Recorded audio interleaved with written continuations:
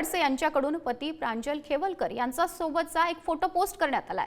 कायद्यावर आणि पोलीस यंत्रणेवर माझा पूर्ण विश्वास असल्याचं त्यांनी पोस्टमध्ये म्हटलंय। योग्य वेळी सत्य बाहेर येईल असंही रोहिणी खडसे यांनी म्हटलेलं आहे। रोहिणी खडसे यांनी पतीसोबतचा फोटो पोस्ट केलेला आहे। त्यांनी नेमकी काय एक्सपोज केलेली आहे ते आपण बघूया। कायद्यावर व पोलीस यंत्रणेवर माझा पूर्ण विश्वास आहे। प्रत्येक गोष्टीला वेळ हेच उत्तर असतं।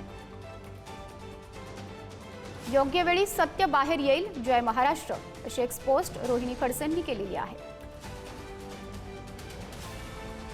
परवा रात्री 3 वाजता पोलिसांना टीप मिळाल्यानंतर एका स्टुडिओ अपार्टमेंटमध्ये पोलिसांनी त्या ठिकाणी धाड टाकली।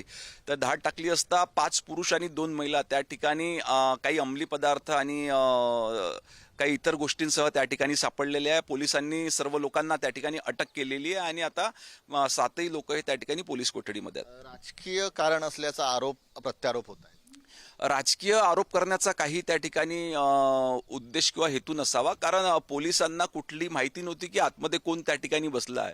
आणि याच्या आधी देखील इतिहासामध्ये पोलिसांना जेव्हा जेव्हा टीप मिळाली तर त्यांनी धाड टाकून अशा पद्धतीच्या कार्यवाही केलेल्या आहेत।